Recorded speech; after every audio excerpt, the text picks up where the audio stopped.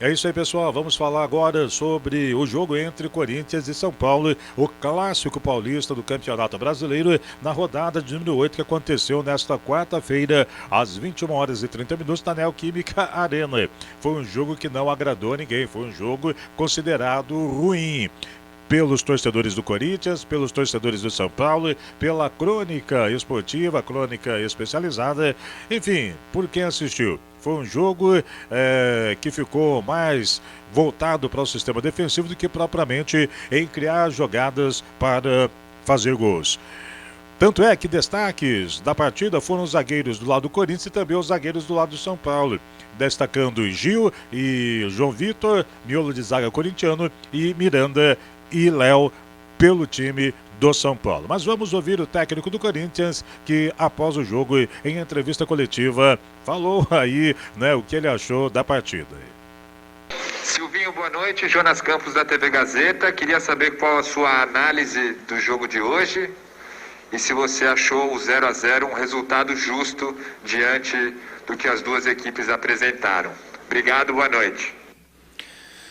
Boa noite. A análise é de um clássico, um jogo muito disputado, cada palmo do campo, duas equipes bem organizadas taticamente, com seus conceitos bem definidos, diferentes inclusive, o nosso 1-4-1, São Paulo com uma linha de 3, bastante meio-campistas com 2 alas, 2 homens por dentro, enfim, um atacante revezando, os esquemas tiveram que se encaixar, um time no outro, enfim, mas que prevaleceu bastante a entrega de ambos os times e poucas chances de gol. Ficou ali sempre difícil de terminar a criação das jogadas, tanto por parte nossa do Corinthians, como também do nosso adversário.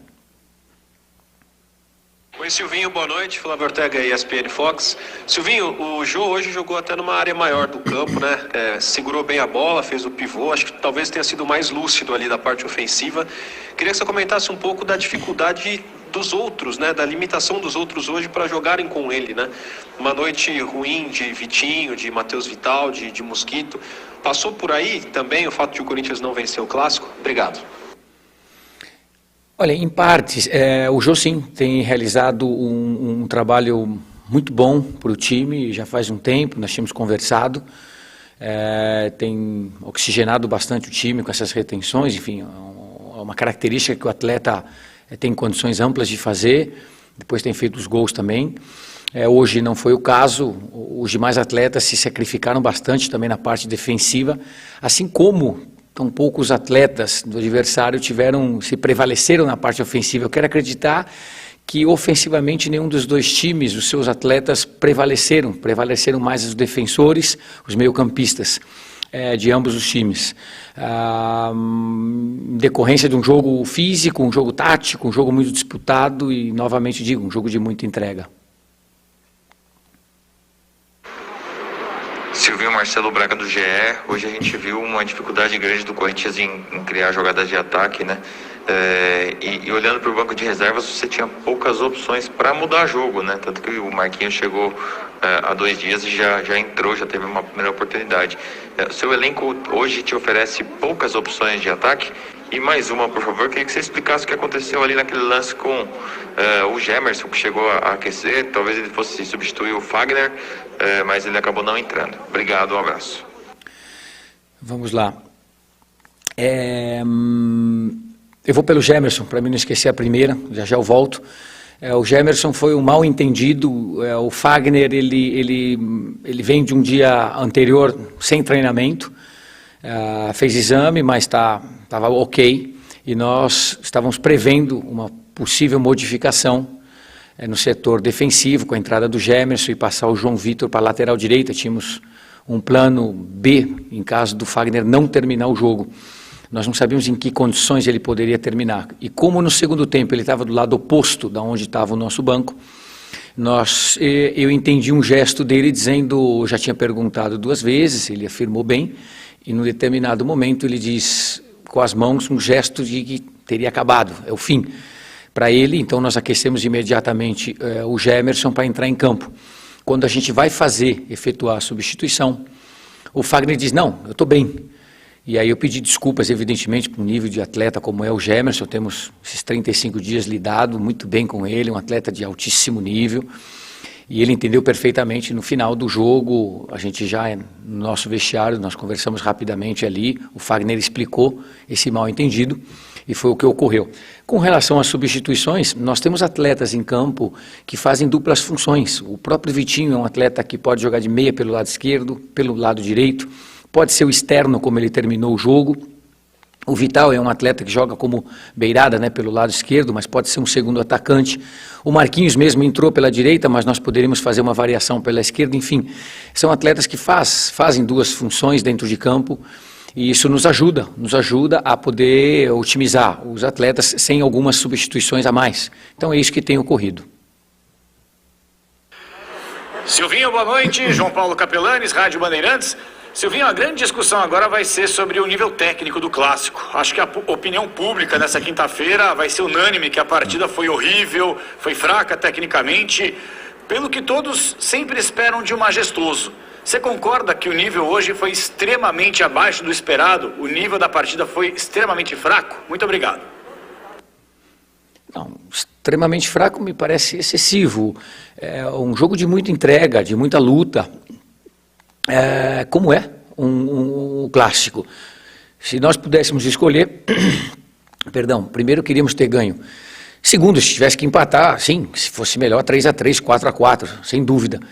Mas a ocasião não foi para isso. Foi um jogo bastante disputado, volto a dizer, de entrega, de tático, com poucos espaços, os times se defendendo muito bem e não prevaleceu. A parte técnica, criativa, ela realmente não prevaleceu dos dois lados.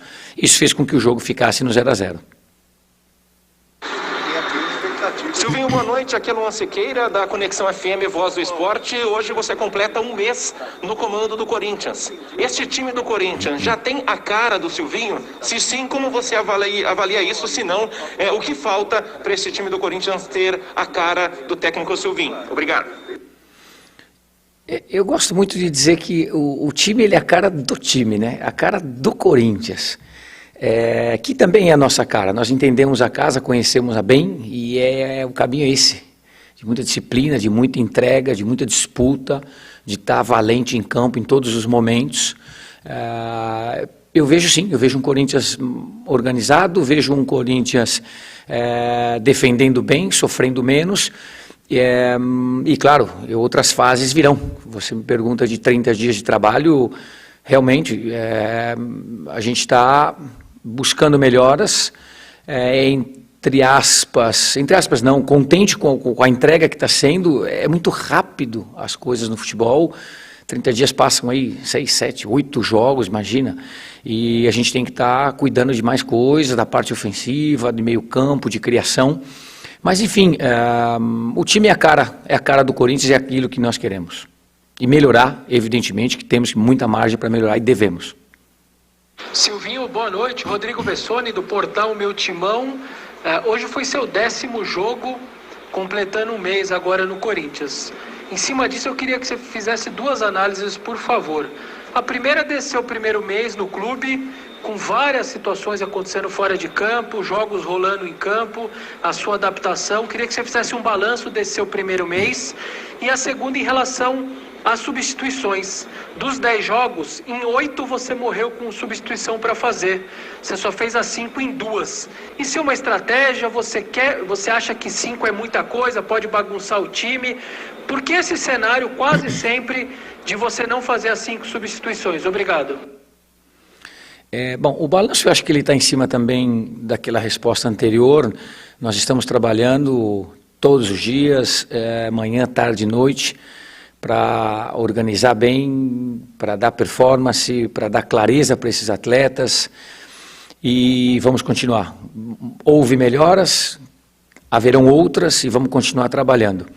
Com relação às substituições, parte sim, os cuidados, quando se trata de uma construção, a gente se trabalha tão bem as conexões, tanto parte defensiva, meio campo, ataque, estratégias de jogo, treinamentos, enfim, leva tantas informações ao atleta que é perigoso realmente.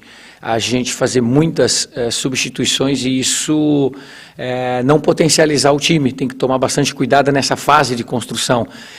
Também é bem verdade que temos alguns jogadores bem jovens, então quanto mais mudança tem, você perde a realidade de como um atleta vai entrar em campo. Muitos jovens pode não ter uma resposta imediata e a conexão pode não funcionar e você acaba perdendo a substituição. Então, nós vamos com muito cuidado, a vontade sim, dessa parte de construção, ela continuar, a gente acelerar, para que depois, de uma forma muito natural, as outras substituições ocorram de uma forma bastante tranquila e natural e potencializando o time em campo. Essa é a parte mais importante. Fazer uma substituição que não potencialize e que você, como mesmo diz, possa não render bem, isso aí é um problema para nós como treinador. Nós temos que ajudar o time em campo. Boa noite, Silvinho. Fernando Morales, do Podcast Timão. Eu gostaria de saber por que os jogadores do Corinthians utilizam pouco o chute de fora da área. E outra pergunta, o Adson vai ser mais utilizado na temporada? O chute, ele é um recurso que um atleta tem durante um jogo. Óbvio que tem uma característica de atletas que estão muito acostumados e são potentes nos seus chutes, e acabam fazendo mais.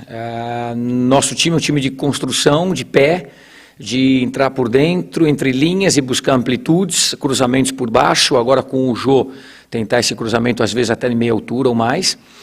Mas sim, é um time que nós, por exemplo, na nossa segunda linha, o Vitinho tem um arremate melhor de fora da área, o Rony não tem, o Gabriel não tem.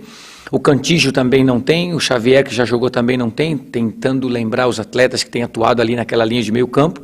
Os demais são atletas, né, externos, que pode vir para dentro e chutar, como o Vital é mais fácil porque ele é destro, ele entra no campo, ele chuta. Já o Gustavo, ele tem o penúltimo passe, né, ele é o nosso extremo externo da parte direita do time, então ele tem mais um segundo passe ali, enfim, antes do gol, é o penúltimo. É uma característica do time, de atletas, você pode fomentar sim, estou de acordo, mas ela não é simples, porque é um recurso que o atleta muitas vezes tem e outros que acabam não tendo. Tem uma segunda pergunta? Só a primeira. Silvinho, boa noite. Kaique Silva, da Rádio Jovem Pan. O lado esquerdo de defesa do São Paulo soube neutralizar muito bem as investidas de ataque do Gustavo Mosquito, que vem sendo o principal jogador de ataque do Corinthians nessas últimas partidas. Você acredita que existe uma dependência, que esse jogador hoje é um termômetro no ataque do time do Corinthians? E você acredita que, pela partida discreta que ele fez hoje, esse é o motivo principal do Corinthians não ter criado tantas chances na parte do meio para frente? Obrigado, boa noite. Boa noite. Não somente o Gustavo, volto em algumas respostas anteriores. A parte ofensiva de ambos os times, elas não prevaleceram. Prevaleceu entrega, luta, prevaleceu tática, prevaleceram tantos outros quesitos, mas a parte técnica ofensiva de ambos os times, elas foram neutralizadas. E o Gustavo, assim como os demais jogadores nossos e também do nosso adversário, também não teve a melhor noite ofensiva. Sim, o adversário coloca situações, enfim, e que muitas vezes prejudicam, né, a nossa construção de jogo, assim como nós também fazemos o mesmo com eles. O Gustavo é um excepcional jogador, uma pessoa brilhante e está tendo todo o carinho do nosso grupo, nosso por parte da comissão, diretoria, presidência, um doce de rapaz, um jogador que tem se demonstrado com uma performance muito grande, boa, maravilhosa, tem ajudado o clube. Enfim, nós estamos muito felizes com ele e o tratamos com muito carinho, esse momento também que ele está vivendo. Silvinho, o Corinthians teve o Bruno Mendes emprestado, o Avelar com contrato rescindido e até onde sabemos, o Gemerson encerra hoje o seu contrato com o clube.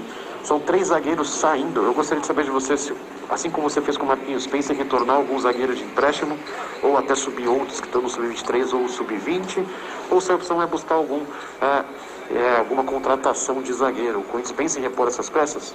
Boa noite e obrigado. Boa noite. Não, nós vamos buscar sempre soluções dentro do elenco, estamos vendo, tem atletas que podem fazer, exercer.